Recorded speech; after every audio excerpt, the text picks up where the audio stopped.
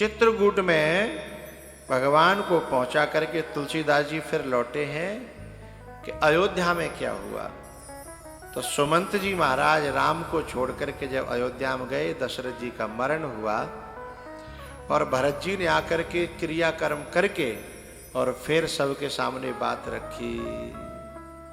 सबन कही कि देखो, एक भैया तुम्हारो पिता की आज्ञा को पालन कर रहे हो, वन में गयो और तुम्हें आज्ञा दे के गए वे कि राज तिलक हो जाएगा तुम्हारा।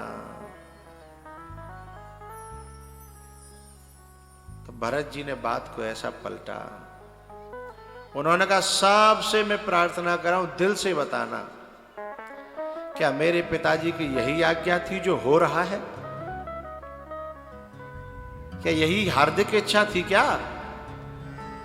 अब सब लोग मौन, क्योंकि ऐसी इच्छा नहीं थी। तो बोले जो इच्छा को आज्ञा नहीं समझते हैं, मैं उन्हें औलाद नहीं मानता हूं। अब मेरी ये प्रार्थना है कि मुझे राम जी के दर्शन कराए दो और फिर वो जो आज्ञा देंगे, क्योंकि जब पिता नहीं होता तो बड़ा भाई ही पिता के समान होता है, इसलिए वो जो आज्ञा देंगे मैं वही करूंगा। पहले तो भरत जी बहुत रोए कि हे प्रभु, हे पिताजी, आप मुझे राम के हाथन में सौंपे के चले जाते तो मुझे बड़ी खुशी होती। आप कछु कह के नहीं गए, कछु मैं भगवान को सौंपे के नहीं गए। अब मेरी समझ में नहीं आ रहा मैं क्या करूं। तब भरत जी महाराज एक ही बात कहते हैं कि सुनो भैया, मैं तुम्हारी आज्ञा को पालन तो करूंगा, लेकिन देखे बिनु रघुनाथ पद जिय की जरने न जाए। मेरे दिल की जलन नहीं मिटेगी। अब तुम चाहते हो मुझे जलाना तो बैठा दो गद्दी पे, लेकिन यदि तुम मेरी नेकादो ख्याल रखो तो मैं एक बार राम जी के दर्शन कराओ। गुरुजी भी राजी हो गए, अयोध्यावासी सब राजी हो गए, सब पूरा अयोध्या तैयार हो गया। अब गांव में को रुके, अयोध्या में को रुके है, कोई रुकवे को तैयार नहीं, क्योंकि भगवान के ताजे ताजे वियोग के मारे वही आते। तो क्या करें, को रुके। तब जैसे तैसे भरत जी ने कछु जो विश्वास पात्र थे उनसे कहा कि तुम रुक जाओ, तुम रुक जाओ। तब भरत जी महाराज राम जी से मिलने के लिए चले हैं और रास्ते में निषाद राज से भेंट हुई। निषाद राज ने एक बात बताऊं भैया, ये संसार है और संसार को सागर बताया है, और सागर ऐसे होता है जैसे सागर की लहरें होती हैं, कभी तो कूड़ो करकट फेंके जाते हैं और कभी कभी हीरे मोती भी सागर की लहरों में बहकर के ऊपर आ जाते हैं, है ना।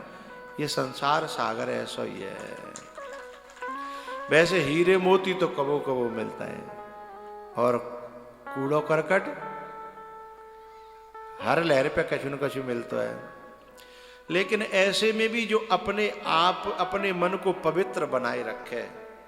मैं बात क्यों कह रहा हूं ये,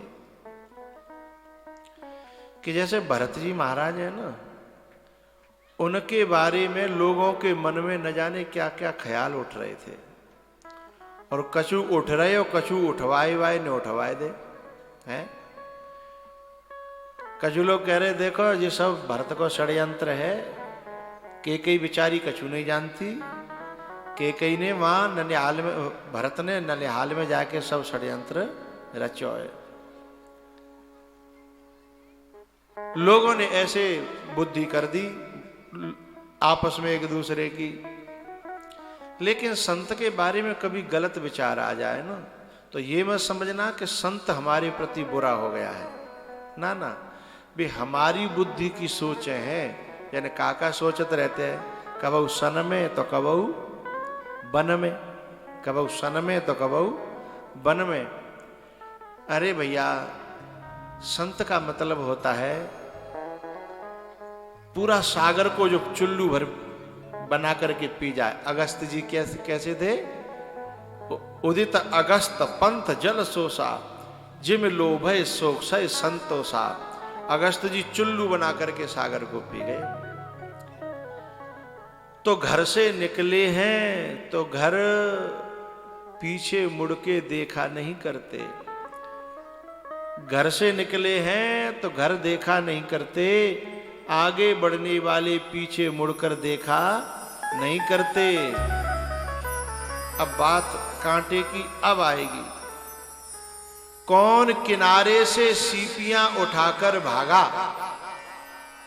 कौन हमारे बारे में क्या सोच रहे हो, क्या कह रहे हो, कौन क्या कह रही, ये छोटी मोटी बातें हैं।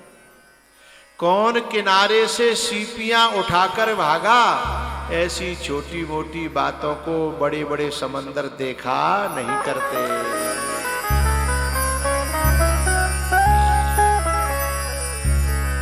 ऐसी छोटी मोटी बातों को समंदर देखा नहीं करते। तो कभी जीवन में कोई ऐसा ख्याल आए, कोई ऐसी बात आ जाए दुनिया के लोगों के कहने में, कभी मन में ऐसा मत समझना कि संतों के मन में कोई बात आती है। ना ना ना, संत तुमसे नाराज हो सकते हैं, गुस्सा हो सकते हैं, तुम्हें डांट सकते हैं, लेकिन तुम्हारा बुरा कभी नहीं चाह सकते। यदि बुरा चाहवे की उनकी यदि प्रवृत्ति होती तो भगवान उन्हें ये पीरे कपड़ा देता नहीं, पहनने नहीं देता। परमार्थ के कारणे साधु न धर्यो शरीर, वृक्ष कबहु नहीं फल बखे, नदी न संचय नीर। परमार्थ के कारण साधु न धर्यो शरीर।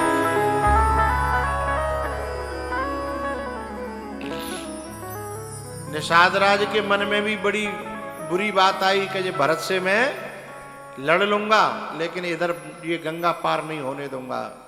गलत फहमी हो गई। और भैया इंसान ही तो है, गलत फहमी हो ही जाती है, कोई परमात्मा थोड़ी है। अरे और तो और जो दिनों रात राम की शरण में रह रहे हैं लक्ष्मण जी, बिन के मन में गलत फहमी है गई। धनुष बाण उठा लिया कि भरत आ रहा है, मैं मार दूंगा, आज छोड़ूंगा नहीं। शंकर भी आ जाए ना तो बचा नहीं पाएंगे, बहुत हो गया। अरे हम राजी बाजी थे, घर है छोड़ के चले आए, हमने कजू कही नहीं तो वो जो समझ रहे हो कि हम डर गए। ऐसा फल दूंगा भरत को, शंकर भी नहीं आ पाएंगे बचाने के लिए। और यूं ही उबल ले लक्ष्मण जी। राम जी ने काफी देर तक सुनी कि ठंडो परे तो कजू कहूं, अभी तो सुनी ना रो कहू की। तब राम जी ने कही कि भैया तेरी बात पूरी है गई हो तो मैं कजू बोलूं, बोलो। तब राम जी ने कही कि कबहू की काजी सी करने, क्षीर सिंधु बिनसा। एक बात बताऊं लक्ष्मण,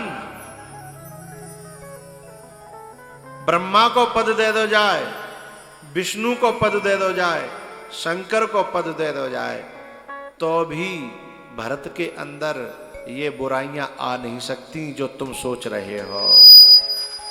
भरत साधु है, भरत संत है। तुम अपनी नजरों से भले ही जो देखना चाहते हो देख लो, हैं? लेकिन भरत संत है।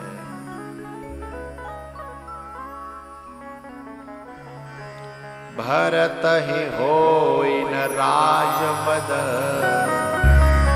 विधि हरि हर पद पा। भरत ही होई न राजमद, विधि हरि हर पद पा। आखिरकार फिर निषाद राज स्वयं भरत जी के मित्र बने और लेके स्वयं चित्रकूट तक गए। यह है हमारा प्रभु पग जो यह हमारे प्रभु पग पग जो